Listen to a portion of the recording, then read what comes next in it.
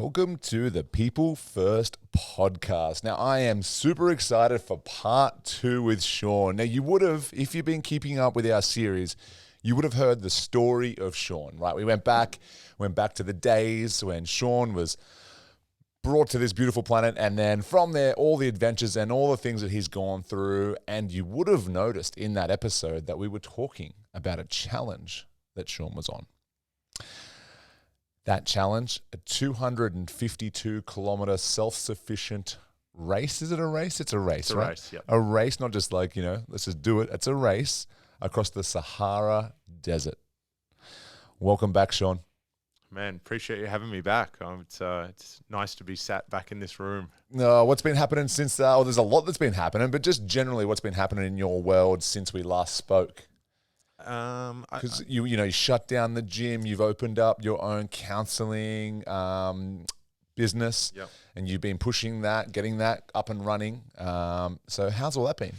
It's been going incredibly well. I suppose just before we started recording, I was saying to you, I never really understood the effort that went into creating content and how much it's made me appreciate what you do as well. So seeing the quality of content that you put out, the consistency of the content that you put out, it's, the last few months has really made me appreciate the effort that people go in, because it is very difficult to create good content consistently. So I suppose I've been exposed to trying to build a personal brand, putting myself out there, creating my own content, editing, filming. All those has made a massive learning curve for me. Did our last podcast give you the bug a little bit to get more involved in the world of, sharing your story, bringing on that side of it to your personal brand? Yeah, I suppose for me, building a personal brand, I like to see what people are like. I don't like just to be that hard sell, all the time. Yep. And I'm like most people. I want to know who the person is. I want to know a little bit about them. Have they got the same morals, the same ethics? Especially with what I'm in, which is I suppose mindset coaching. Yep. You want to know the person. So for me now, putting my story out there up until this year was pretty much non-existent, other than just having my own personal Instagram page. But now I'm sharing, I suppose, my ethos to life, my lessons I've learned over the years, my sort of approach to things. And if it resonates with people, that's awesome. But at the same time, people get to know me and they either go, I can sort of see we're similar, or he's definitely not the right fit for me. Yep. So there's no loss to putting your story out there, I don't think. And I enjoyed it. I've listened to that podcast. I mean, obviously, I was a part of it. I was in the room, and then I've listened to it probably twice since. And there was just so many areas that we could have gone down for hours, and that was the beauty of it. It's kind of a choose your own adventure, where you want to go and where you want to stop in this journey. And one of the points that we come across was your next challenge, because you've done so much. You've lived about 4 or 5 lifetimes in 30. You're not 30 yet, are you? 30. 33. I'm like, you're definitely younger than me. But I was like, how much younger? 33, 32, he's guessing. Yeah. But in that amount of time, I've lived 37 years in a couple of months, and I haven't done even half the things that Sean's done. And I think, far out, Shane, pick your game up, start doing some stuff with your life. But it's all about the quality of that, which I think you do it at, and I think you do it at a high quality as well, which is something that, people have a big life experience, but the quality of their life isn't like what I see when I look in on your life. And I look in, and like I said to you in the last podcast, I've been watching you for years, your journey and all the things that you've done, but never reached out. So let's move on. Let's move into it, buddy. Like, the challenge that you took on was called the Sables, is it? Yeah, so it's pronounced Marathon des Sables. Des Sables. Yeah, but it is spelled Disables. Disables. Yeah, sorry, my bad. My English is not great, It translates into Marathon of the Sands. Marathon of the Sands. It's a 252-kilometer self-sufficient run across the Sahara Desert. Correct. So it's a stage race. So essentially it's over 6 days. You don't know the distances until you sign up and get closer to the race. And they split the year that I did it, which is almost a month ago now, was the longest ever edition of it, 252 kilometers, and it was over 6 stages. And they label it the hardest foot race on earth. Wow. It's not. I don't buy into it being the hardest. You think it's more of a tagline? It's definitely a marketing gimmick. But in saying that, I understand now from doing the race why they say that. So I think there is, well, I know there is significantly harder races out there to do, but now that I've experienced the race and all the different things that go alongside the running, I just mean being exposed to the elements, the rawness of the race, being self-sufficient, how much they lean into you having to become self-sufficient. Now I understand why they do call it the hardest foot race on earth. Yeah. And why do it? Why did you choose to do it? Like, what was it about this? I mean, when someone says this is the hardest foot race on earth, I tend to turn around and go the other way and say, it's okay, I'll probably just not do that. Why do it for you? I think there's a few reasons, and the biggest one is I think as we get older, we really try to stay away from as much adversity and suffering as possible. But when we become parents, we sort of understand how good it is for our kids to learn lessons that way, you know. So we might put them into sports that they dislike, and we make them go to training every week to show them that they need to be consistent, and that that's how we teach life lessons to kids. Is we encourage them to step out of their comfort zone. We encourage them to stick to a discipline for a whole season, and you got to go to training because it's good for, you know, to build all these lessons. So for me, I think as people get older, they shy away from that, and they can see the benefits in it, but they don't put it on themselves. That's it. Like most of us parents are saying, go to training from the comfort of our car and dropping them off, and that's the hardest thing we'll do for the day, when we're making our kids push themselves to learn a lot about themselves and progress and grow, and yet we're not taking our own advice. Correct. So I see the value in the lessons learned along the way on these things. So for me, this wasn't the first run that I've done. I did a bunch of things leading up to this. This was my A race. So this was the big, audacious goal, and I did a bunch of stuff leading up to it.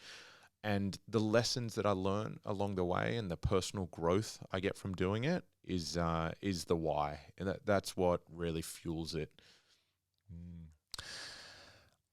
I want to know, when you said you're going to do it, how many times from then did you think, okay, I don't think I'm ready for this? You know, it's one thing to say you're going to do something, and it's a completely other thing to start actioning that plan and then say, hold on, I think I'm not ready, I can't do it. Where was the doubt in here after you've committed mentally?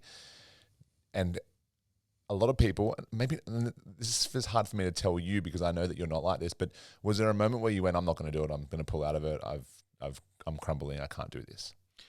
No, there wasn't. I knew you would say that. Let's figure out how he does this, because that's exactly how Sean's wired. Okay, so the lessons that I've learned over the years on how to not allow myself to have those thoughts, those intrusive thoughts of not maybe being capable or not willing to commit to it or anything like that, is the first thing I'll get everyone to do is I'll get them to sign up.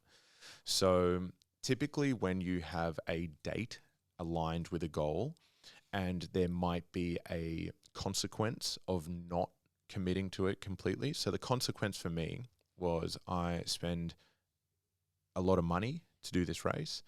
I tell everyone that I'm going to do this race. I get some social and public accountability. Yep. And for me to put all of that time in to that race, there was a consequence financially, emotionally, that if I didn't finish the race, then I would be upset with myself on that. So a lot of people, they have maybe a weight loss goal, and say, for example, they want to lose 5 kilos. The first thing I would get them to do is find a reason to attach that 5 kilo weight loss goal to potentially a outcome goal that's not directly related to weight loss. So I'll give you an example. I want to lose 5 kilos. If I skip a week, if I have a bad weekend, what you can do with a weight loss goal is you can just keep pushing it back. There's no date on it. There's no consequence on it. If you've ever seen a bride training before their wedding, they're the most motivated, consistent people in the world because there's a consequence attached to that. Is on the wedding day, they're not going to look the way they want to look, and they know those photos are going to be around for the rest of their lives. Yep. So that's what creates the motivation and the discipline, is the consequence of not putting it in. So the first thing I ever get anyone to do with a goal is to set a deadline. So for me, the day that the Marathon des Sables registration opened, I signed up to it on that day that registration opened. Like I assume I would have been in the first 10 people. Like I had it in my calendar waiting. The moment it opened, I registered straight away because I knew then there was a consequence there was a deadline and there was a consequence to me signing up was I was going to lose that money as well. And what type of fees are to run this race, just so people who might want to budget for it? Well, I can tell you it's a lot more than you think. Yeah. Plus you're getting all the gear. The registration alone was 5,000 Australian dollars. Yeah, see, that's a barrier of entry, right? Only the committed to exact to your point, proof and pudding, right? And I've wanted to do this race I heard about this race for the first time 14 years ago, and I always knew I was going to do this race. And it just so happened that it just, in my life, now was the time. So it was something that I've wanted to do for a really long time. The moment the registration opened, I paid and signed up to it that day. And then it was full commitment from there. If I knew in hindsight all the supplementary stuff that goes on in this race, I don't know if I would have done it. Okay. But it's a lot. From a financial standpoint, you mean, or just in all of it? All of it. Okay. All of it together. I got everything I wanted out of this race and a whole bunch more. Yeah, it was a bigger undertaking than I ever gave it credit for. It's like, if you buy this product now, we'll give you a free set of steak knives. You got more than you really needed. You're like, I don't even need the steak knives, but thank you for all the stuff I didn't need on top of what I've purchased. Exactly. All right, now I wanted to go over that in regards to, was there a point and was there a space where you went, okay, I'm not going to. Now you've signed up, you've committed to that deadline, but now I know people that would still go, I don't care, I'm not doing it, I'm too afraid, and I don't care about that financial commitment. I know people that have spent tens of thousands of dollars on personal training and still not got their goal, right? Yeah. Because they still go, I just can't be fucked, I'm over it or whatever, right? Where to from here for you? So essentially, it's one or two things. You're either externally motivated or you're intrinsically motivated. So it comes from, what one of your core values, what means the most to you. So this for me was completely intrinsically motivated. I couldn't care less if anyone else knew that I did this or not. This is something I've wanted to do for a really long time, and it meant a lot to me personally to do this. Typically, you see people give up on their goals when it's externally motivated. So if you are... And what I mean by externally motivated is, say, for example, in the workspace, if you're getting given KPIs from your boss, and you've been whipped that, and they're trying to encourage you by bonuses and stuff like that, and you're not financially driven, there's nothing there. But if you're really progress driven, so you just like the feeling of progressing through, then that's something that you can sort of lean into. So understanding your goal, being intrinsically motivated, something that means something to you, they're the goals that you bounce out of bed, you are excited for, you can commit to for long periods of time. Those externally motivated goals, like you saw someone else in the gym get their first pull-up, all of a sudden you want to pull up. You don't really want to pull up. You just want to look better for summer. And the moment that you can really delve into what intrinsically motivates you, that's the way that you stick to these goals. But you have to find what that is. Yep. You can't just throw everything at it and think, oh, now I'm going to be disciplined and motivated. If it doesn't mean enough to you, you're going to give up on it 100%. So this race meant enough to me that I was never going to not commit and finish. Now you've committed, you've found the internal motivation, which I knew your answer before you told me, which was great for me, but for those listening now, how did you go about from that day? Day one, how long before registration and race day is there? And how did you then prepare for that? Did you start then or did you start before that? Because you had a timeline, you knew you were going to register, so you might have started earlier. What was your timeline like? And how did you prepare for it mentally and physically? Okay, so this is going to be maybe a long answer to a short question, but I love that. Essentially what happened was I went down and I crewed a friend of mine, which I was as a support crew in December of 2022 in Ultra Trail Kosciuszko. She did her first 100-kilometer race. And I went down there and crewed her, and I watched the race, and I just got the bug. I admired every single person that was running. I could see the adversity, the suffering. I thought about how much they committed, and I was like, I'm doing this next year. And then I thought to myself, I'm going to look up MDS, Marathon des Sables. it's a race I've always wanted to do.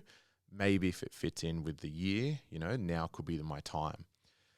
So from that race, I committed to what we would call B races. So the first thing I did was I ran a 45-kilometer trail run, which is called Jabalani, and that was my B race to then run the Ultra Trail UTA, Ultra Trail Australia, which is in the Blue Mountains. I did the 100-kilometer. And then from there, the next step up was 100-mile. So then I trained for an event in Orange called Lonely Mountains. That was a 50-miler, 85 kilometers. I completed that race, which was a B race for the 100-mile, which was in December, which is Ultra Trail Kosciuszko, which is down through the snowy river and you summit Kosciuszko, highest point in Australia. And all of that was my B races. So I had little stepping stones that I proved to myself, I'm capable of doing this. I can commit to the training. My body's capable. So it was just a progression. And then in April this year, I knew I was going to do MDS. So that was always my A race. That was the big, audacious goal that I was leading to. And every other race that I did leading up to that was just a progression to get to this.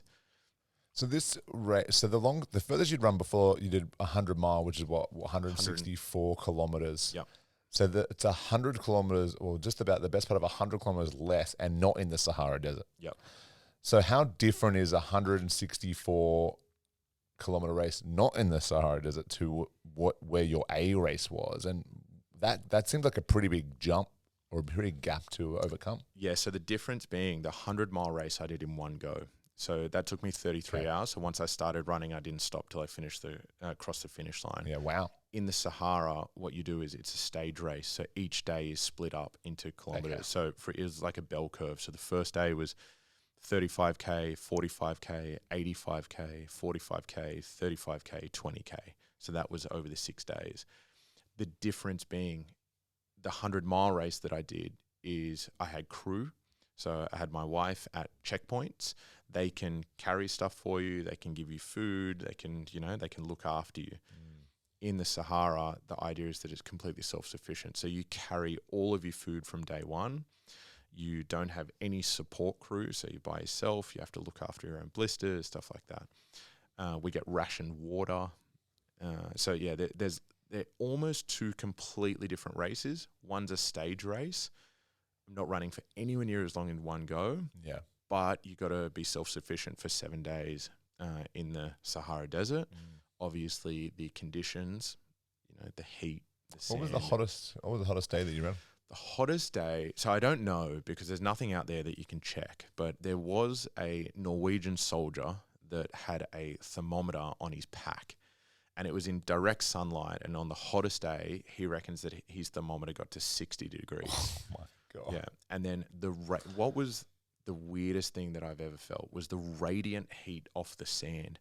So it was the heat coming off the sand felt like 40 degrees from bottom up. And then you've obviously got the sun from the top coming down. And heat pancake here. Yeah. You're being squished in the middle. So I've lived in the Middle East and I've felt multiple days that were 50 degrees. And in the Sahara Desert, it was the hottest thing I've ever felt by far. So leading into it, we had a really hot summer in Australia. I was running at midday every day. All my training was at midday, hottest part of the day. I was wearing hoodies. I was wearing beanies. I was running on sand.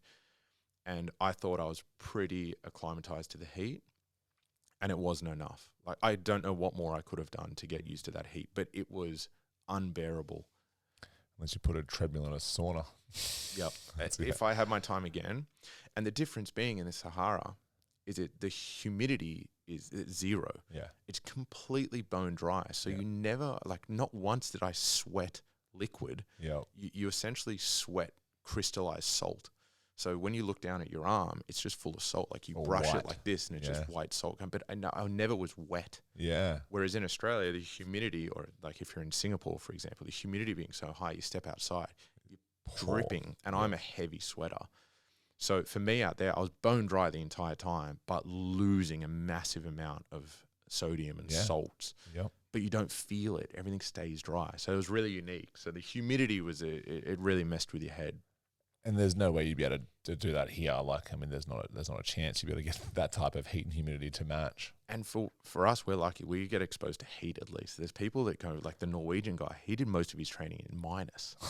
Or like the guys in the UK come from winter and they fly across and they're going straight into 40, 50, degree heat. I feel like the body would be in such a shock, from like, it's not normal for humans to be able to uproot themselves that quickly and move around the world. It's just not how we were designed. We don't move that fast, but because of our innovation, we're able to fly and travel. Correct. And now you get these different time zones and also different, environments that must throw them through. And it does, like there's a very high percentage of dropouts, and a lot of it's got to do with heat stroke. How many start the race? So this year, it's always different, obviously. This year, there was 850 people that started. Yeah. Do you know how many finished? I have no idea how many finished. That'd be cool. Because you were one of the finishers, and it'd be like, 40% dropped out or 50% dropped out. Yeah, I actually don't know how many. Like, it's quite. There's a lot of people that drop out that you just see. You see people collapse. Very, very rarely. I don't think I saw any injuries. It was just heat stroke, blisters. Blisters get a lot of people, and then just the accumulation of fatigue that you go through. So you barely sleep. The sleeping conditions are maybe 2, 3, 4 hours a night maximum because you're sleeping outside. The wind just picks up the sand and you're just getting pelted in the face with wind all night, and you smell so bad because obviously you're not showering for 9 days that you're out there. The race goes for 7, you're out there for 9. You can't put your head in the sleeping bag because you stink. So you got to keep your head out of the sleeping bag, and you get pelted with the wind and the sand. So your sleep's terrible. You got to carry all your food. So you're in a calorie deficit. Like, you cannot carry enough food to stay in a surplus or even fuel what you're doing. And then you get rationed water. So you're dehydrated. So the combination of all that, it just leads to people just going, you know what, like I don't want to go through this anymore. I want out, which I understand why people pull out for sure. Out of all of that, because all of that seems terrible to me, but out of all of that, what would you say was what would you put on the hierarchy of challenges? What was the most challenging part of it? Was it even just being away from family?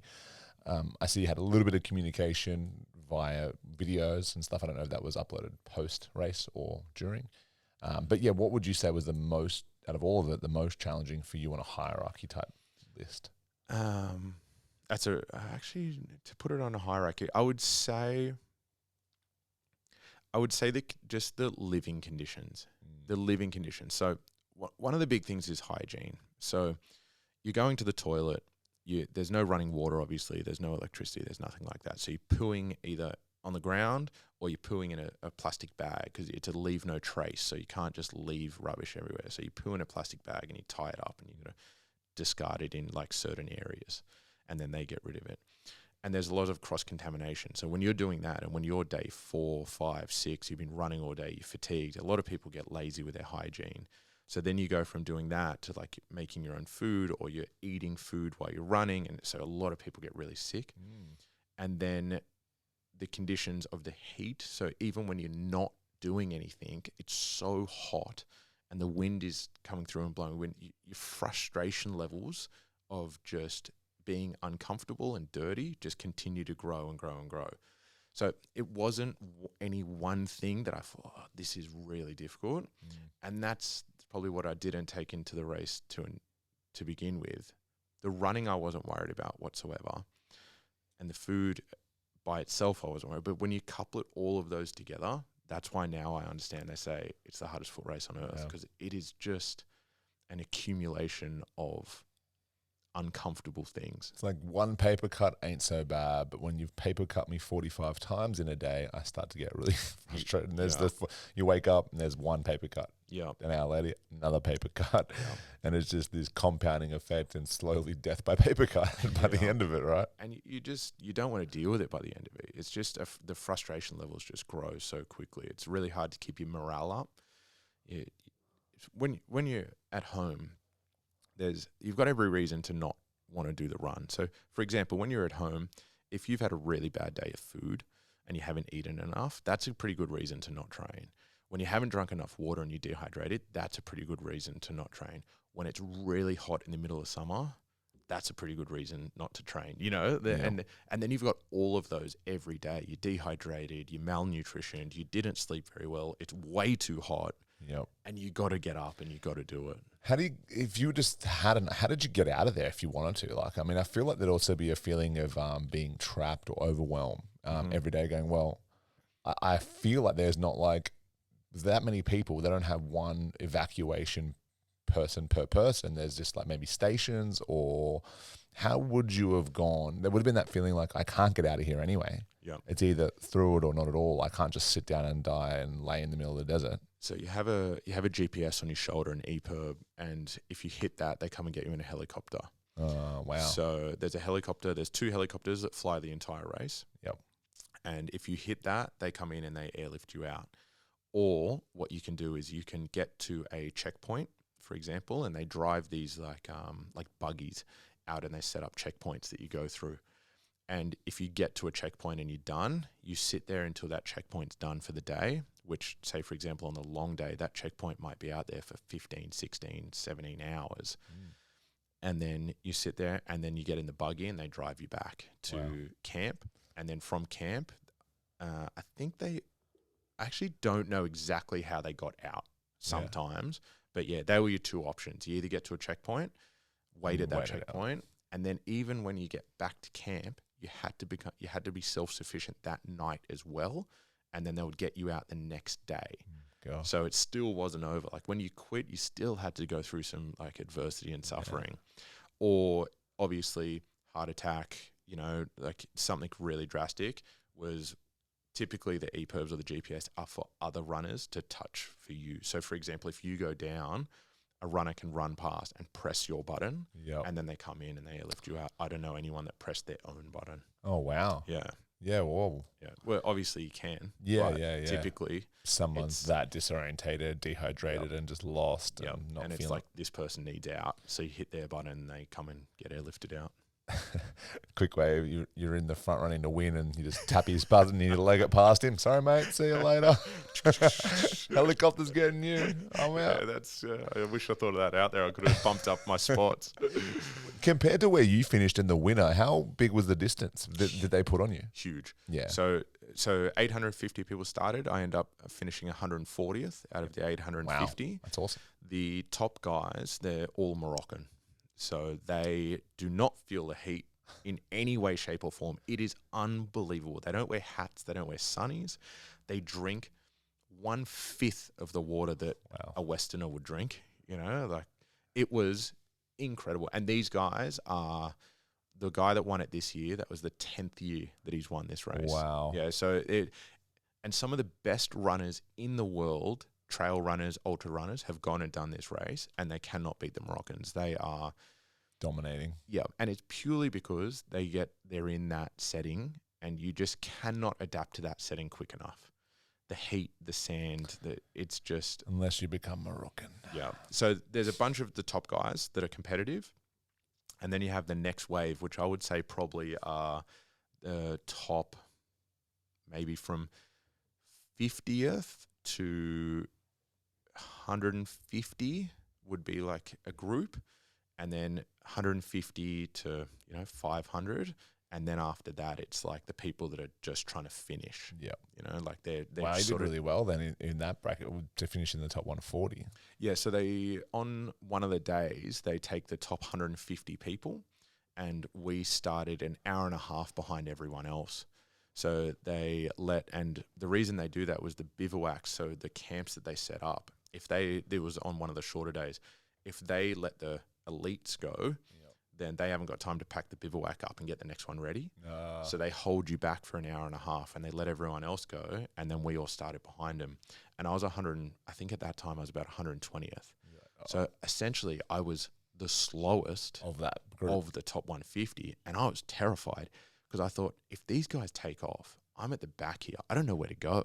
So the beauty of, everyone being in front of you is, and I was thinking, shit. So that day I was like sort of moving. Yeah. Turned out that day it was fine. It was quite obvious where you went. Some other days, not so much. But That was another question, and I'll skip to it now because I want to know is like, how much of so you were following someone, but if they get away from you and you're in the desert, I feel like every direction looks the same. You've got a compass, but at the same time, I think I saw one of your videos. You go, got a compass, no idea how to use that yet. And then you moved on to the next thing. And I was like, that's me. I have no idea how to use a compass. I'm like, okay, I know it points north, but at the same time, where am I running? What did you... I wouldn't have a clue how to orient. So you always had someone that you were following, you were lucky enough for that? No, I did get lost. So depending on where you are in the race, if you're middle of the pack, you have a massive line of people in front of you and behind you, and you're fine. For me, the vast majority of the time, I could follow footprints in the sand.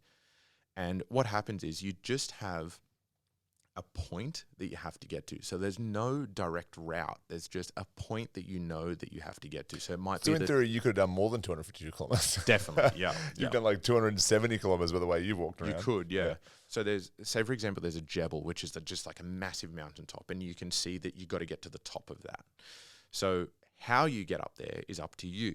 There's not just a direct route that you pick. So not only are you running in single file sort of in front of it, but you're also running it alongside people. Yeah. Okay. So there might be someone that might be 200, 300, 400 meters to your left and to your right. And we're sort of honing in on this one section. So there was only a couple times where I didn't know where to go. One of them was at night, which was terrifying. So I've said this before, but when you're at home and you're awake for a random time, so you have to go to the airport and you have to get up at 3 a.m. and it's pitch dark in your house, you sort of feel like you're the only person awake, in the world.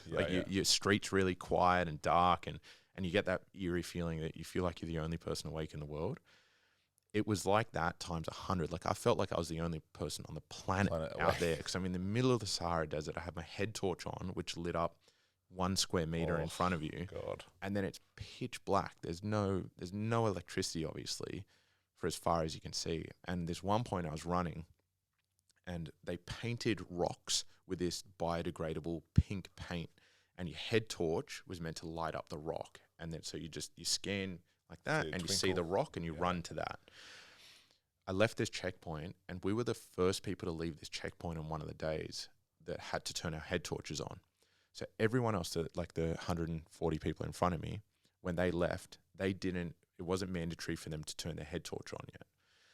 And why you don't want to turn your head torch on is because your eyes adapt really, really well, and you can keep running without your head torch and see really well with the dark. Yeah. The moment that you put white light, your eyes adjust to that, and everything else becomes immediately darker. So you want to try keep your head torch off for as long as you can, because your eyes just sort of adapt, and the head torch is super uncomfortable on your head. It heats you up. It's like there's lots of reasons you don't want it. So they all took off. And then it was me and a couple other guys. We were leaving this, and we were the first ones where it was mandatory to put your head torch on. And I was running, and I could see footsteps in the sand, and then it became really rocky. There's lots of rocks out there, little stones.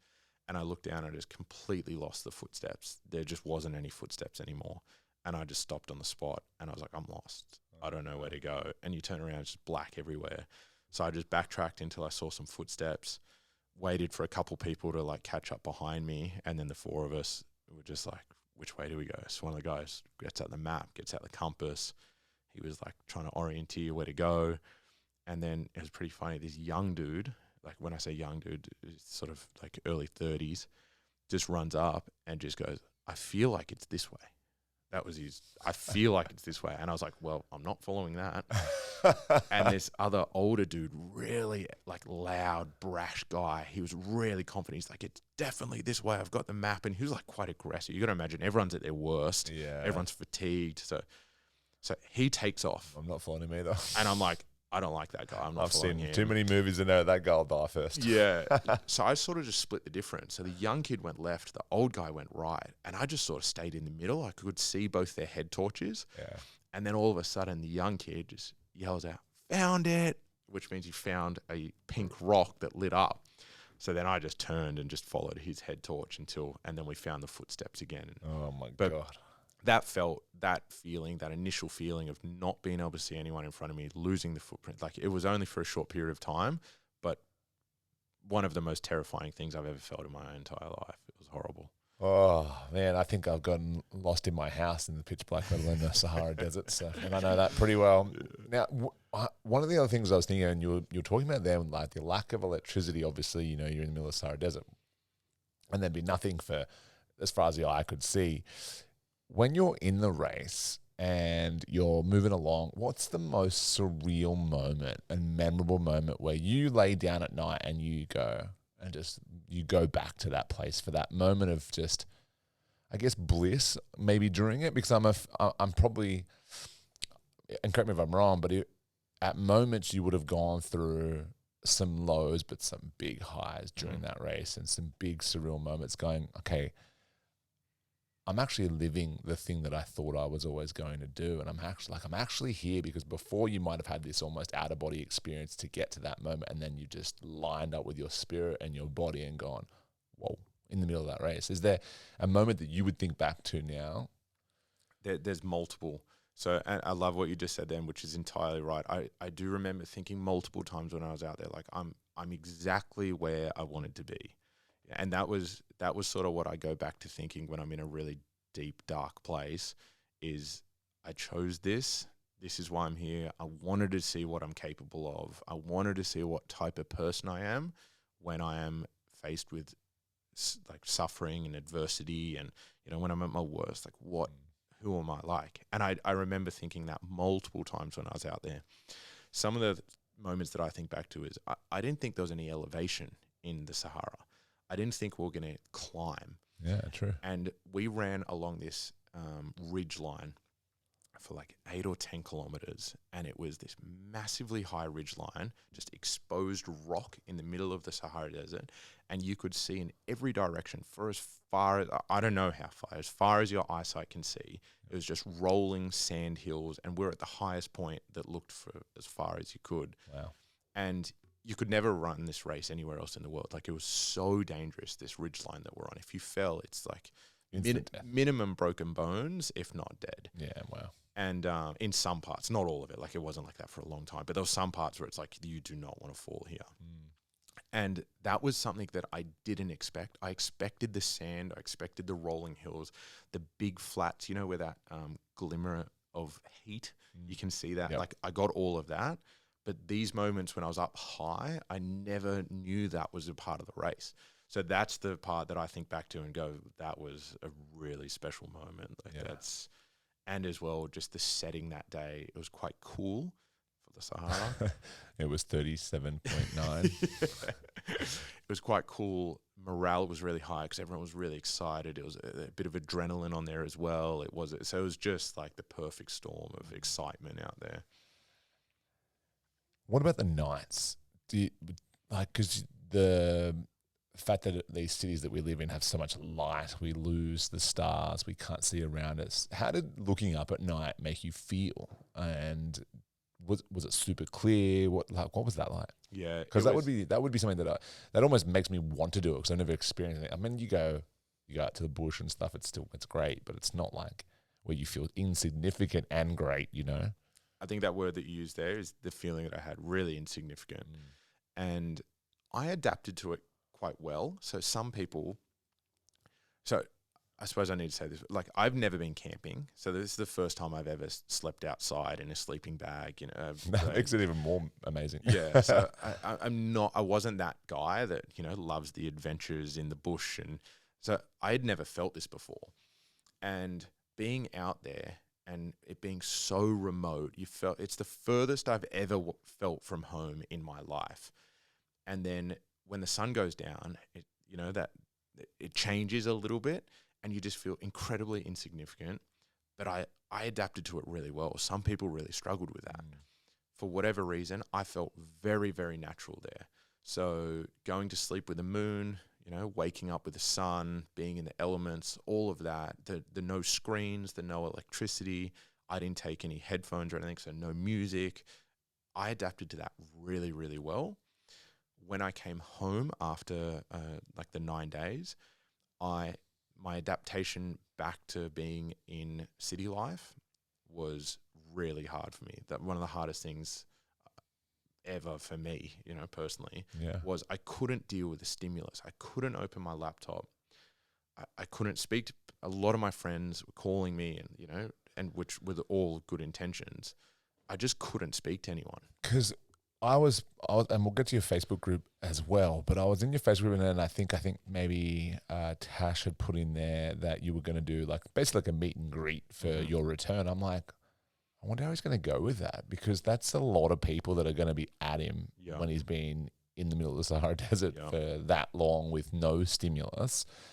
And did you cancel because of that? That's exactly why. That's exactly what I was thinking when you told me. I'm like, there's a reason why, and I felt it in your post. You didn't really give too much away, but I felt like he's just not coping, and he needs more time to digest it himself yet. It's exactly what it was. Like, if you give me a chance to be the center of attention, I'll take it. Yeah. It's not something I struggle with. Yeah. Before I went away, I was doing a lot of public speaking. I thought I thrived on it, and I thought I really loved it. And it wasn't. The way sort of terminology I'm using around it now is that race really recalibrated my brain to what it's like to be the amount of stimulus that we should be exposed to. And then in that Facebook group they were talking about, there was 270 people in that Facebook group, which absolutely blew my mind. And everyone was so supportive. I didn't see any of that when I was out there. So when I finished the race and we got back to electricity, I got to see all that for the first time. It was super overwhelming. Brought tears to my eyes just with how many people were following along. Yep. And then we had organized, and it was a great idea at the time. I was like, all these people have cared about what I'm doing. I want to give back. I want to see all these people. I want to thank them all. And then I got back to Australia, and it was that Sunday. I got back on the Thursday, and I was like, yeah, I'm still doing it. I realized what was going on in my life. I couldn't speak to anyone. I was like, I took my dog for a walk, and a siren went past me, and I was like, I just can't deal with this. I went home. I just stayed in the house, wasn't answering my phone. And it got to Sunday, and I just said to my wife, Tash, I just said, I can't do this. I can't go in. I cannot be on show. I can't speak to people. I'm not ready. And so what we did, I took a few more days. It was probably 2 or 3 days after that where I really came good again. And we did a long form podcast and sent that out to everyone and just said, thank you for all your support, and sort of told some stories. But yeah, it was that something I never foreseen happening was the return to normal life being difficult, and it was incredibly difficult. Does it change the way you want to live your life in any way? Because I think we are a product of our exposures as well. And I think now, having gone through that for yourself, does that make you think and reevaluate the way you live? So the lesson that I took from that was, I think it's a real shame that it took me 9 days in the Sahara Desert to recalibrate my brain. But I suppose I've had 30 to 33 years of stimulus, and just that was the norm for me. It took something that drastic. I see people go to those tiny homes and they disconnect for the weekend. I can't do that. If I go away for a weekend, I put my phone away. I'm thinking about, on Monday, I've got to open up my emails, and it's just going to be worse because I didn't check it for the weekend. I can't. It took me that extreme event to recalibrate my brain. The lesson that I took is I need to find ways that aren't as extreme, that are going to have a similar impact or even a 10% impact on my life to continue to get that recalibration. Otherwise, you're just running at a 9 out of 10 the entire time. And I think now I understand why people go camping. I didn't understand it prior, but now I do. To go really remote and to disconnect from the world, from the stimulus, from social media, from your boss, from the inbox, from your wife, from your family, that disconnection, there's a lot of value in that. And I need to find ways to have a smaller impact, a smaller stimulus to have a similar impact. Yeah. Did you feel like so for me, and then when I'm listening to you talk, I'm obviously relating a lot of the things. I've never done it close to what you've done. But I went away, I think, during that period that you were away as well. And I went away to, where is it? Copacabana, which is not far. Yeah. It's like an hour away. Yeah. For me, that's far.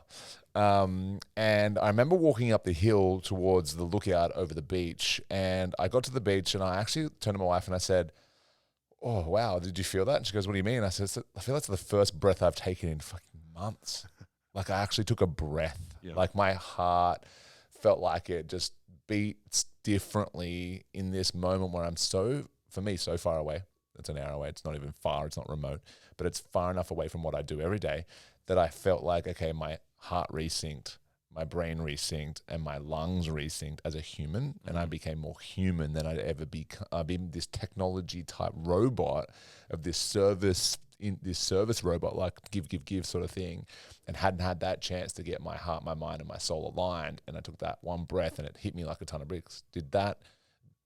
Could you say that that's where you're looking for to recalibrate you more frequently in areas of your life moving forward? I think that's the best example of what I need in my life. You know, it's like unfortunately for me, just going away for the weekend, like I couldn't get there. And that was I think that's a weak point. No, I shouldn't say weak point, but that's a missed point in my life that I couldn't get it anywhere else. It took that for me to feel it, and now I've got that feeling. I need to find ways that I can get that same response, but I can't go and run MDS. You know, I don't need to do that every 3 months. So all right, we're just going to drop Sean off in a helicopter, just random places every 6 weeks, just so he can and then he's going to find his way back, but he'll feel good. Yeah. So that it was a big lesson, big takeaway from the race that I never foreseen happening. And you know, I'm super glad that I got that lesson and I got to feel what that's like. And I don't know if this is a good or a bad thing, but 5, 6, 7 days after being home, I was back into life. And that was good because I adjusted and I could speak to my friends and I could open my laptop again and look at my emails and, you know, I could go and do things. But at the same time, I sort of lost already that feeling of having that recalibration. I feel like there's different types of human experience, and that's just now you're back into the general human experience that we're all going through day in, day out, living in these cities, living in these environments and these communities.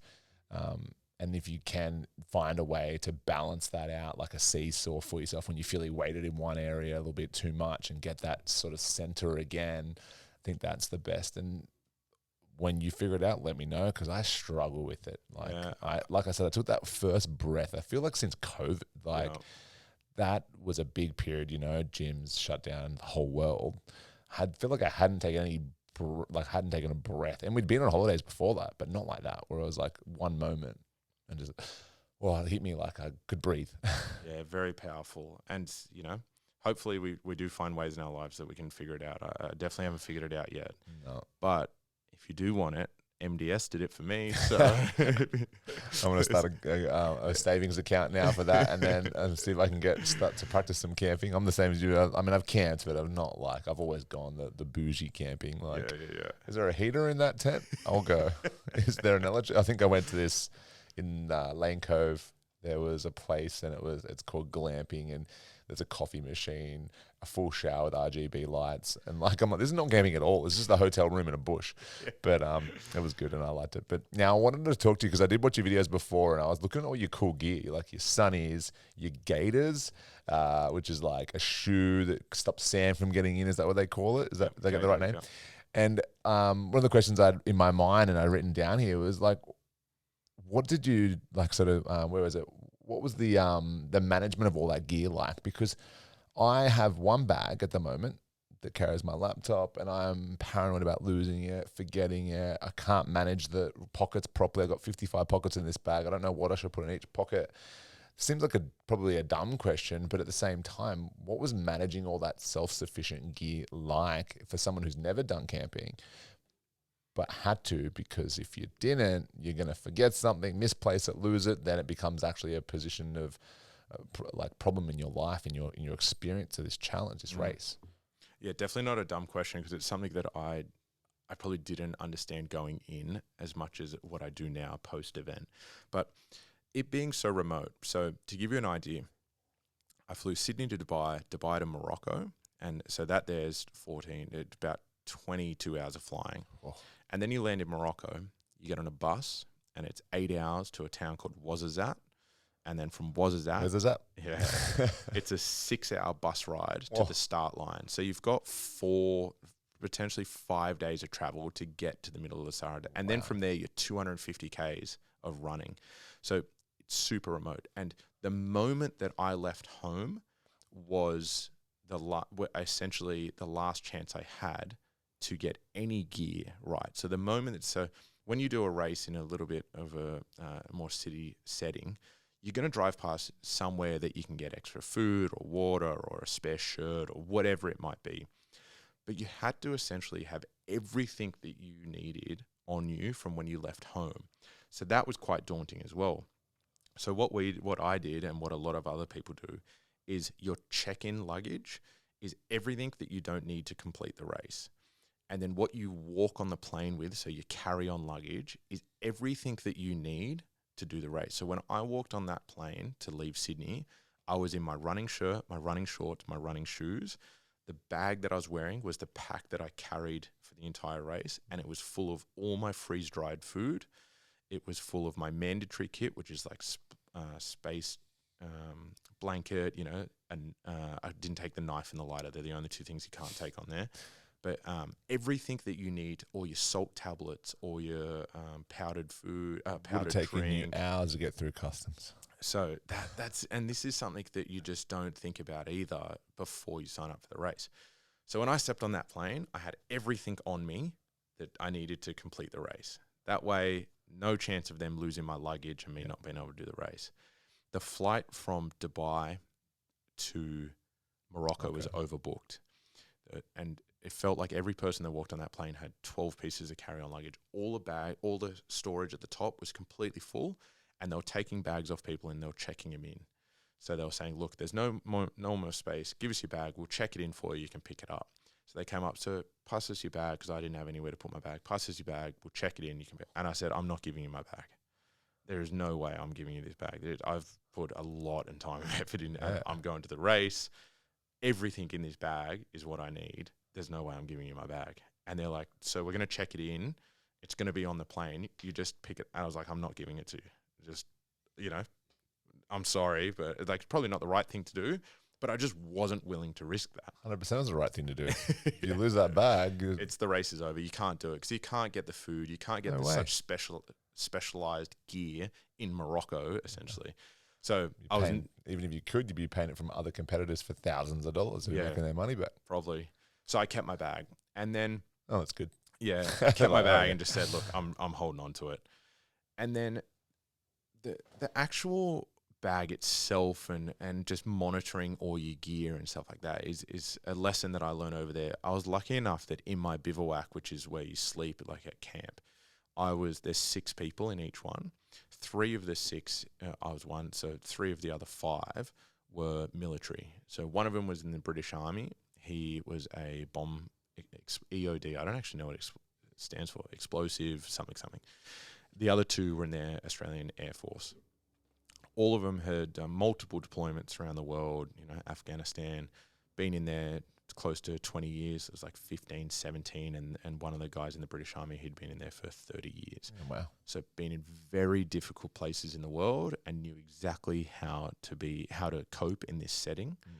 And I'd never been camping. I had no idea what I was doing. And essentially, the other end of the spectrum almost, right? Yeah, completely opposite end of the spectrum. I was completely ignorant to know how to survive in these harsh settings, So thankfully we got along really well, and they sort of took me under their wing, and they essentially treated me like a recruit, and they actually called me recruit.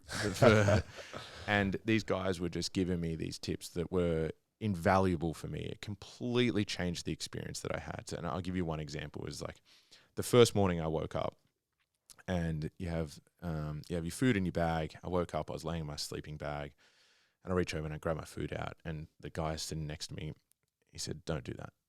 And I was like, "What do you mean? Like, we've got to run in an hour and a half. I need to have my food." He's like, "Don't eat your food yet." And he goes, "Put it like this." He goes, "You imagine if we get ambushed right now," which was not a real threat, obviously, but he was using it as an example. "You imagine we get ambushed right now." He said, "You got to get up and you got to run. You're going to lose all your food. You're going to lose all your sleeping gear, and you're going to have to run." And I was like, that makes sense. He's like, the moment you wake up, pack away all your sleeping gear, pack your bag so it's ready to go, then eat. He said, eating comes very last. For me, I woke up, the first thing I do is reach for my food. Yeah. And the point that he was trying to say, and what we saw unfold over that week, was the 3 of us were on one side, 2 military guys and me, 2 Air Force guys, I should say. And then we would get up, would pack away our sleeping bags, our sleeping mats, would pack our bags up completely, would put our gaiters on, so our running gear, would sit down, we'll eat our food, and it was like perfectly neat and tidy. And then we'll walk around and we'd see other people's tents and bivouacs, and we'd see, and they had 6 sleeping bags out, 6 sleeping mats, shoes everywhere. People are tripping over, trying to make their food. It was just a shit fight. And then all of a sudden your morale goes down, the frustration levels grow, you're a little bit late to the start line, you're rushing, you fuck something up because you're rushing. And it was just this compounding effect. Whereas these guys just gave me that simple tip. So every morning, the moment I'd wake up my eyes, I'd pack up all my sleeping bag, I'd pack my bag, put my running gear on, sit down. The 3 of us would sit there in a clean area and would eat our food, put our rubbish, and then we'd put our bags on and we're ready to go. And it was like, that was just one example of such good routine that made such a good start to your day. Yeah. And there was multiple things that happened that I thought I wouldn't have done it that way, purely because I just was never taught. And for my personality type, this was perfect. This was exactly what I needed. So I owe a lot of my experience to these guys from the Air Force that helped me through. So that's right, because you actually are doing this 800 plus other people that you don't know how they are in these environments, and that is another element that can make this more challenging than it should be. You've got the right people around you, right support. It's much nicer. 60 nationalities did this race. Yeah, wow. So they did the bivouacs, which are the tents. They're not really tents, they're open end, but just to create shade and you sleep under them. They did them by nationality. So the reason they do that is so when you sit in there with 6 or 8 people that you can actually speak. Language, yeah. Exactly. But we were sitting there, we had the Japanese to the left of us, we had the Polish, the Germans, the Russians, the Spaniards are the loudest by far, the French, and you just constantly have all of these languages being spoken around you. And that stimulus alone was a lot, because they might be joking, but they're yelling. Yeah. And you don't know what they're saying. And it sounds aggressive if it's in German or, the Russians or the Polish or whatever it was. And you just have this feeling, if you don't know what's going on around you. Kind of unnerving. It is, really. The first time I've experienced that, and just to relate, it's not even... I walked into my friend's house, and she lives in Melbourne, and they're a Lebanese family, and their dad walks in the door like almost aggressively and starts like what I would assume just berating the mum. And like... and I'm like, in Arabic, in Arabic. That's right. Just like go on. And then I go to her. I said, "What are they arguing about?" He goes, "What?" She looks at me like, "What are you talking about?" I said, "Like your dad." He's like, seems angry. Like, should I leave? Like, do we need to leave? Like, she's like, "No." He's like, "I love you. Have a good day." Like it was the complete opposite to what I had assumed. It was the tone and language, and I was unnerved. I need to leave. I need to get out of here. I need to escape. And it's like literally, it's like love and peace. Like that's what they're communicating. But what I was picking up and receiving was aggression and frustration because of the way the tone of the words were. And that was really cool. Extrapolate that out to just cultural differences on the way that you line up. So when we were lining up, we don't have the same the Japanese, we give you lots of space and they were respectful. Us being Australian, we'd never push in and understood. Whereas then you've got some other cultures where it's just normal just to sort of ambush this area and, like get shoulder to shoulder and get in people's personal space. And that all sounds fine. You travel and that's okay. But when you've got people at their worst and you're 5 days into this event and everyone's hungry, dehydrated, exhausted, they're in massive amounts of pain because their feet are full of blisters and they've got chafing everywhere, things just escalate really quickly, and you have to be very conscious of your surroundings and to not continue to let that ruin your morale. And I know that I keep harping on about it, but these are all the things that now I understand why they say it's the hardest foot race in the world, because these are all the things that you have to deal with, not just the run. The running's not the hard part. Yeah, they never stipulated and said it's based on condition or environment of the floor that you're walking on. It's just a sort of a broad, overreaching term of the entire event in itself is going to be very challenging. You know?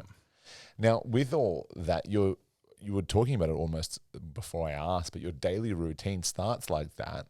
So then I wanted to know, you've woken up, eyes have opened, sleeping gear, sleeping mat, everything's away, you've got your food out, you're eating, you're moving towards the start line, which I assume is very close to the bivouac. Very close, not too far. And then they will pack all that up, move it to the next place for you. Yep. You start walking. Is that the daily routine? Was that every day, or was there anything else? Was that, okay, we'll fill up this, fill up that, dispose of this, bathroom breaks, or like, was there anything that you did that was a part of your daily routine that was a little bit varied? Yeah, so our routine when I say our, me and the two other guys, the military guys that taught me everything, is we had the same routine every single day. Like early morning when we finished, like everything was very robotic, and that was just them. I just was really submissive and just went along with it and just went, I'm going to do what these guys do because they know what they're doing. Yep. So for us, it was very regimented, which was perfect. Even like from when to collect water to how to dispose of your rubbish. Like another one that they had, which I've sort of touched on, was we had these bags of rubbish that were tied to our tents, and that's where you put it in. And on the first day, I had a little snack. So I just had like all of our food was, what's it called? Like when you suck all the air out of it, I've already forgotten. Vacuum sealed? Vacuum sealed. Yep. All of our food was vacuum sealed. So I just ate the meal out of the and I took the bit of plastic and I put it in the bin. And one of the boys looks over and he says, "Don't do that." And I was like, Sean, stop being Sean. Yeah, stop doing everything that's natural because it makes no sense. Yeah. And I said, "What do you mean?" He said, "Look, at some point this week, the wind's going to get that bag and it's going to blow it." He said, "Every time you put a little piece of rubbish in that bag, when that blows off, we got to go pick up 50 pieces of rubbish."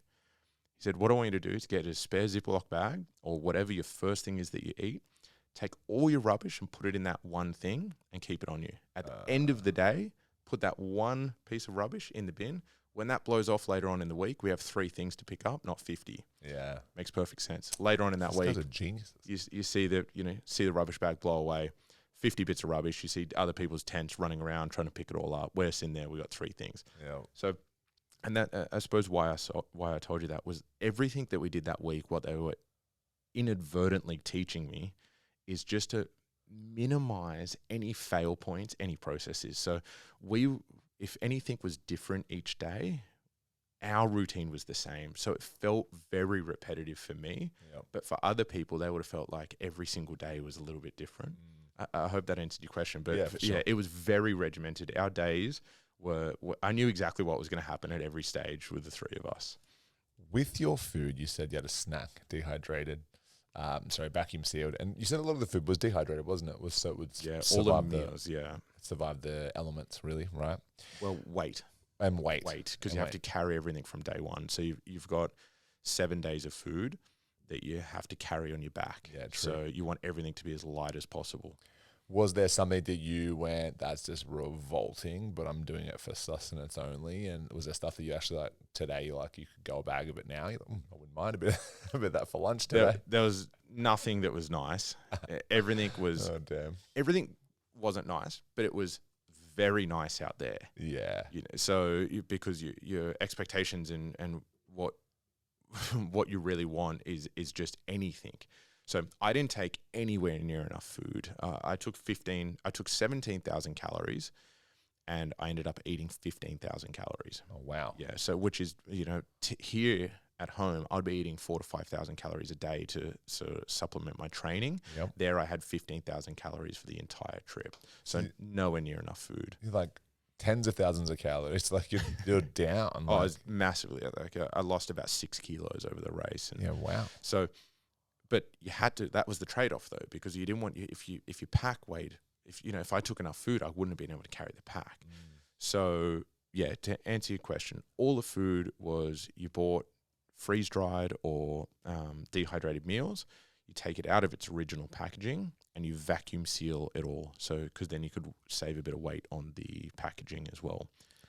And then with the snacks, which is where I went wrong, is I didn't really take snacks. I just sort of had my meals, which were dehydrated, and then I had my running fuel. And my running fuel consisted of like synthetic carbohydrates. So whether it's Tailwind, which is like a powdered drink, which is just full of carbohydrates and electrolytes, salt tablets. I took over 100 salt tablets over the day just to replace your sodium that you're losing.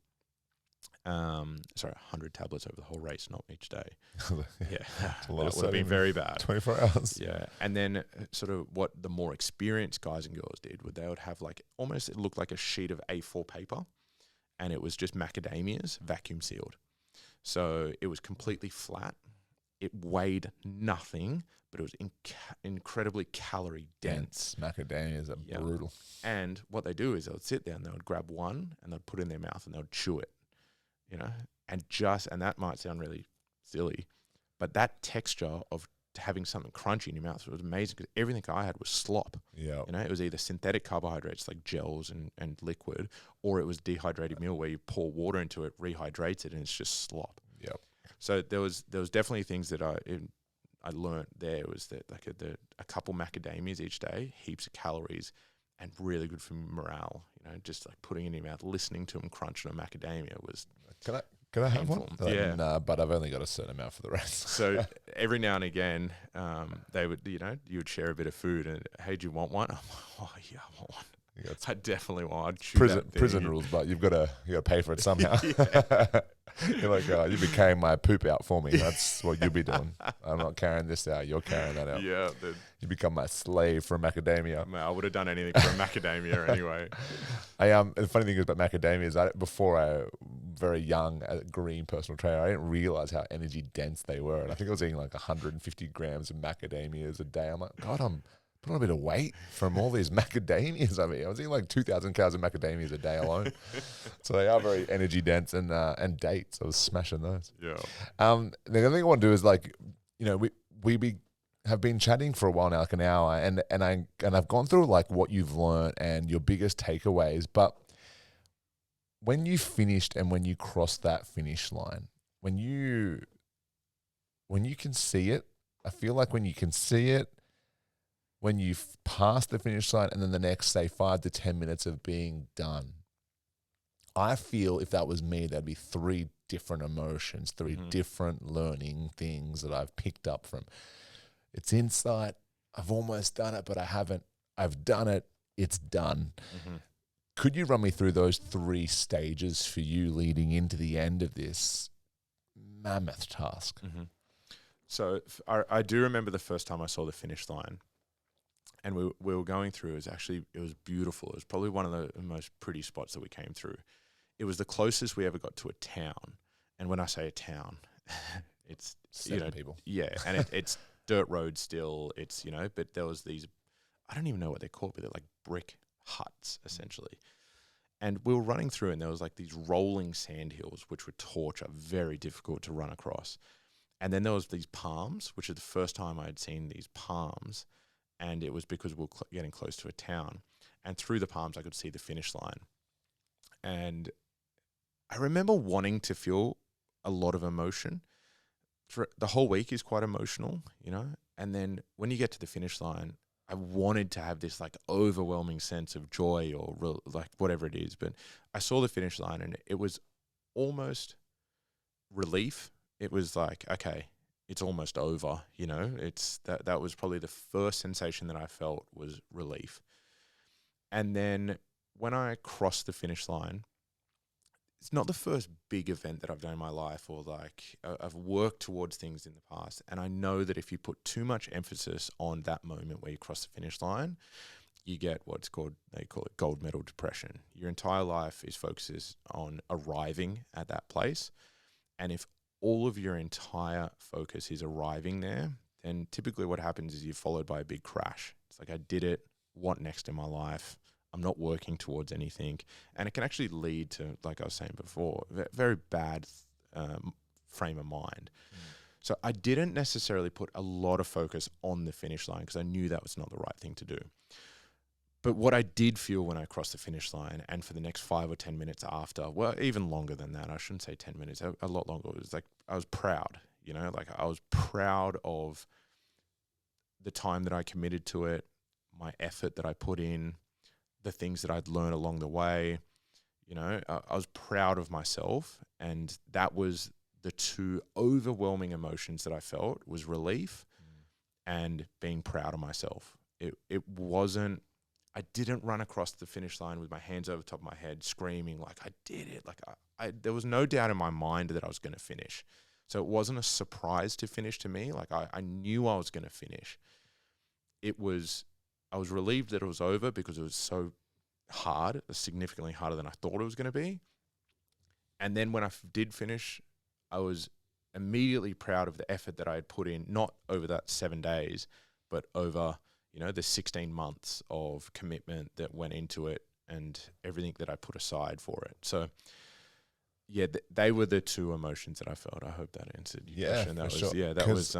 That was a big part of it. I was trying to put myself in your shoes, massive shoes to fill, but I was like, okay, put yourself in Sean's shoes before we had this interview. And I remember, take me back, like we all have these these core memories. And I remember finishing a cross country in year 5 and just feeling proud.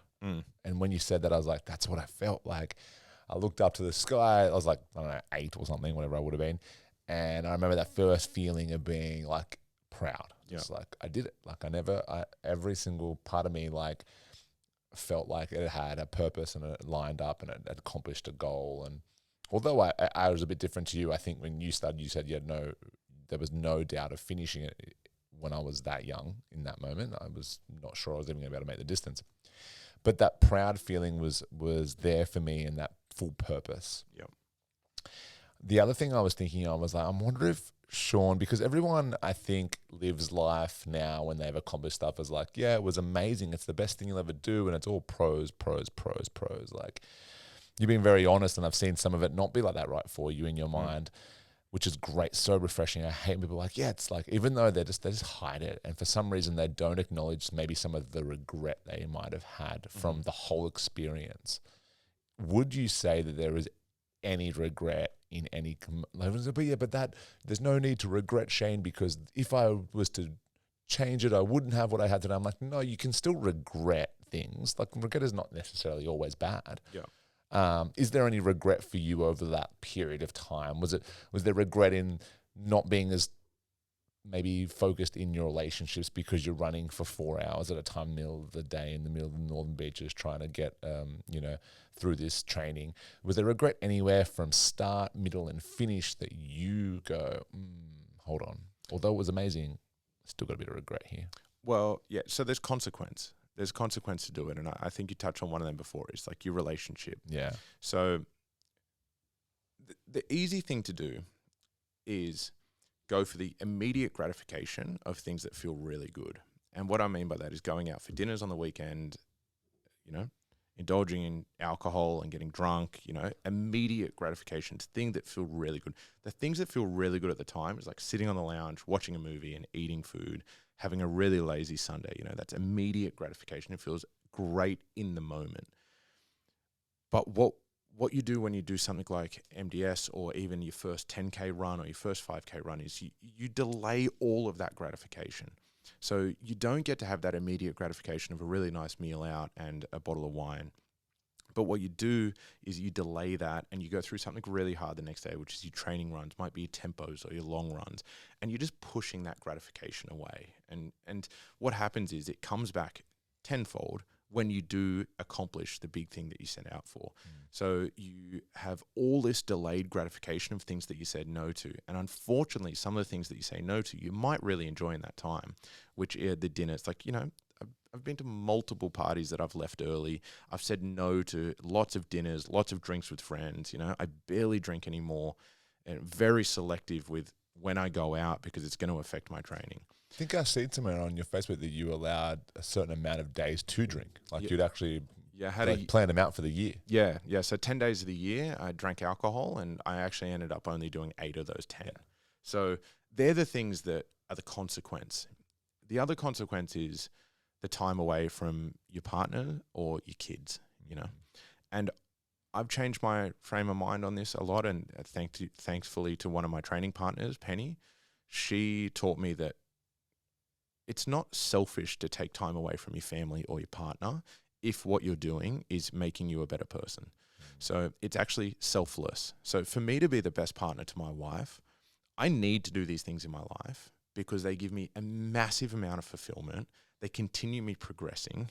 I become a better person, and that allows me to become a really good partner, and the quality time that we spend together is a lot higher, rather than if I wasn't to do these things, if I wasn't progressing in my life, if I wasn't continually learning, there would be a void there. I would probably become resentful of, not being able to do these things because I had to spend time for it. And the time that we did spend together would be out of a much less quality. Yep. So there is, by no means do I think anyone that commits to these goals, whatever it is, there's consequences to doing these goals. Financial consequences, relationship consequences, friendship consequences. There's lots of things. What you have to understand is it intrinsically motivating enough for you to give up all of those things to accomplish whatever your goal is? And for me, for multiple things in my life, it's always been worth it. Yeah. I become a significantly better person. I learn empathy and passion and, like all of these things that I get out of it far outweigh the dinner, the drinks, the memories that I'd create by, the instant gratification stuff. Yeah, I get you. So less about regret and more about a consequence battle, like in regards to consequence versus you have to weigh it up. So I'm not a father, but maybe when I am a father, the consequences are way too high. The quality time that I could spend with my kids are going to far outweigh me going out for a long run. And I see that in a lot of other runners. But that doesn't mean that you can't do anything either.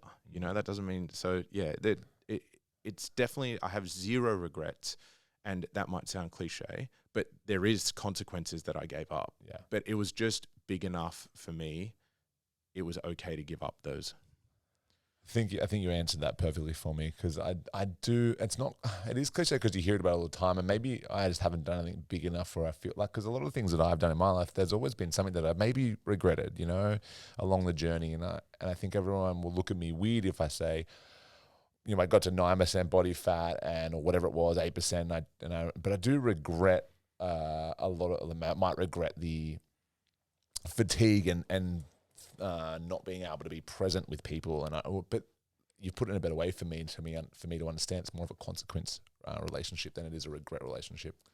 So maybe I've just been looking at that wrong. Well, maybe as well, and I don't know your circumstance in any mean with what you're referring to, but what I do see is what people are chasing isn't intrinsically motivated either.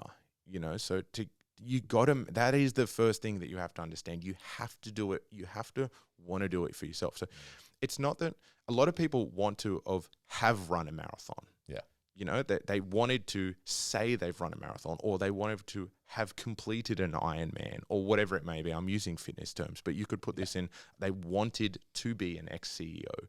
Yep. You got to understand that if you don't fall in love with the progression and fall in love with what it takes to become a ultramarathoner, an Ironman, a CEO, a self-employed multimillionaire, that those things, if you don't love the progression towards that thing and you're just looking for the outcome, that's when the regret comes in. Yeah. Because when you arrive at that outcome, it never fulfills you like you think it's going to. 100%. With your time spent during the race, is there anything that you wanted to share with us that we would love to sort of join you with, like a funny story that you remember? Was there something that you're just like, oh, fuck's sake, like that is nothing, no one wants to know about it, but it's a funny story. That's something that I think is hilarious. And I think if I had a couple of beers at the pub, this is what I would bring up. Is there anything like that happened during the race for you? Look, unfortunately, most of them are around going to the toilet. Yes. That's my favorite topic. Ask anyone. Yeah. So like that, what happens is the bus ride when you go out there. So I was saying to you before, there's two bus rides. There's a bus ride from Morocco to Ouarzazate, that one. And then there's a bus ride from Ouarzazate to the start line of the race. From Ouarzazate to the start line of the race, when you're going out there, everyone still has their mask on. Yeah.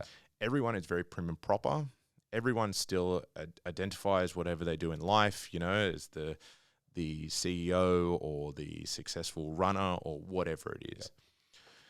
Then you spend 9 days in the Sahara Desert and you're malnutrition and you've all seen each other naked and you've seen each other pooing and you see the I'm married now. You see the real rawness of it. You slept next to people.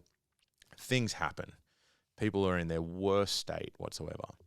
When you cross the finish line of the MDS, you get on a bus and you have a 6-hour bus ride out of the Sahara Desert. So you don't cross the finish line and get to have a cold beer and, jump in a pool. You cross the finish line and you walk to a bus and you sit in a bus with 50 people that have been in the desert for 9 days and it stinks, and then you drive all the way back. And what happens on that bus ride compared to the bus ride out there is you drop all the superficial shit. Yeah. You're no longer, your materialism is gone. It doesn't matter what you drive, what you wear, what you own. That's all gone. You're there at your rawest form. Yep. And that is, the really cool part of it, seeing the difference from the bus ride out there to the bus ride back. So that's probably something that I wanted to share with people, because you go through all these really gross things, like seeing the old guys out there cleaning their balls, and they're just like... Sounds like a fitness first locker room, really. Yeah, but in the open, in the open, you're not, and there's women, you see women going to the toilet on the side of the road, it just strips away everything, it's just really raw. And that's a really beautiful part of it, but also a bit of a weird part of it, because it's just not something that I've ever been exposed to either. So it was very eye-opening for me to watch, all these things unfold around me, and then just see everyone get stripped down, just this rawness. Wow. Oh, man, just seeing someone just like, what are they doing? Watching them? Oh, they're doing a poo. Yay. I should never have watched that anyway. Moving on to the next part of my race. Yeah, so what would happen is you're running, and then someone just veer off, and you're like, where are they going? And you see them pull their pants down, and they have violent diarrhea. Yeah, because all the mush. Yeah, and you're there, and it's just not something that you want to see. But also, it's quite funny now, because it's when you're out there, all that you have is empathy. Yeah. And it not once did I ever point and laugh or giggle, or it wasn't like, now it's funny. Yeah. But at the time, you're very compassionate, you're very empathetic, you're very thankful it's not you, but you don't want to see that for other people either, you just feel very sorry for them, and especially the people that got sick. If you got sick out there, it is horrible. I don't know. I watched people get sick and they still finished, and I don't know how. It is, unbelievable. Wow. What to next, Sean? That brings me to my final question. Where to from here? What are we doing? I know it's like you're saying at the start, there's not always you chasing, but knowing you've always got something up your sleeve. What to next from the 252 self-sufficient racing? So this was my retirement from ultramarathoning. This was the last ultramarathon I was ever going to do. I sort of ticked off everything that I wanted to. It just so happened last year I did 2 races that earned me tickets to go into a lottery to do a race called Ultra Trail Mont Blanc, which is UTMB, which is in France. And it would be the equivalent, if most people in here are CrossFitters, is like going to the CrossFit Games. This is the Super Bowl. This is the biggest event in trail running. It is the creme de la creme. And what happens is the people that win the majors around the world of ultra trail running, they all get invited. And then, so it's the top 3 of all these different events around the world. They all get invited. So it's the best ultra trail runners in the world do the event. And then how they backfill it is they just fill it with lottery. So it's literally just luck if you get picked or not. Yep. So you have the elites, and then you have everyone else who got there by lottery. Yeah, wow. The 2 races that I did last year, which is UTA and UTK, which is Ultra Trail Australia and Ultra Trail Kosciuszko, they earned me 7 tickets to go into the lottery, and I got picked. So I got picked in the lottery, which is very, very, very lucky. How many backfill spots are there? No idea. Don't know. No idea. So I have no idea whether this is right or not, but I heard there was 30,000 tickets. So one person might have, I think the maximum you can have is maybe 15 tickets or something like that. You had 14. Sorry? You had 14. Add 7. Oh, I thought you said add 7 from each. No, Okay, sorry, 7 total. 4 from one, 3 from the other. Yep. But definitely don't quote me on this, but I heard there was 30,000 tickets and 1,000 runners. Okay. So that's the likelihood of getting picked. Yeah, wow. Yeah. So wouldn't have been great if it was the $1 million lottery, but this is also a great lottery to win. That's what my wife said. She goes, you won this out of all lottos that you can win, Sean, you win the running lottery. So that's August 30th. I'm doing that race, and it's going to definitely be my last one. I've sort of reframed it. I almost didn't do this race, but I've sort of reframed it as my victory lap. This is like the icing on the cake. This is not something that I always aspired to do, but I've been very, very lucky to get the opportunity to run UTMB. And the race itself goes from France, you run into Italy, into Switzerland, then back to France, and it's through the Alps. So there's 10,000 meters of climbing. So put that in perspective, Everest is 8,800. Wow. This race, over 170K, has got 10,000 meters of climbing, and you do it in one go. So once you start, it's it's not a stage race. It's just first to finish. So you just race around in one go. Wow, that sounds intense. Yep. This will be the hardest race I've ever done. Victory lap or victory laps are slow, shake the hands, kiss the babies on the head, move through the crowd. Maybe that doesn't sound like a victory lap to me. Yeah, maybe that's why maybe that's how I picture myself doing this race, walking around, waving. Sure, there he is. So this is the last thing that I'm going to do in the running world. Yeah, it's long distance. Yep. And then it'll be on to something after that. But for now, that's sort of the next thing that I'm working towards. Yeah. Beautiful. I want to thank you so much for bringing yourself in to our studio and taking us through the recap. So much. I'm sure there's going to be questions. If you guys need to reach out and probe Sean more on some of the areas that he jumped into, make sure you reach out to him on his Instagram. Shoot it through. Sondervail, Sondervail.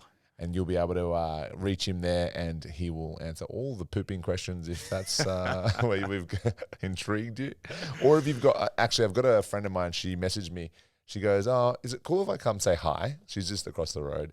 And if you want to just, because I think she followed your story with her husband. They're both into ultra. She's got one on the weekend to do. Oh, awesome. 100K. She's doing UTA. Yeah. Amazing. Yep. Anyway, husband, they're amazing runners, and she wants to say hi. But anyone that's been listening that wants to pick your brain on, doing something like this and having a 16-month prep or even just the one audacious goal, I'm sure Sean would have no dramas in helping and reaching out and giving you all the advice. He's always very giving in regards to his time and information. So that'll be all right from them to do that for you. Mate, I'd love that. And Shane, thank you again for having me on. And thank you for all the content that you create as well. Oh, no worries. Big fan. Well, I got one fan. Yes, my first fan. Yes. All right, guys. Thanks so much for listening. And we'll be back whenever I can find the next interesting person to talk to. And until then, stay healthy, keep lifting in the gym, and I will see you when I'm looking at you.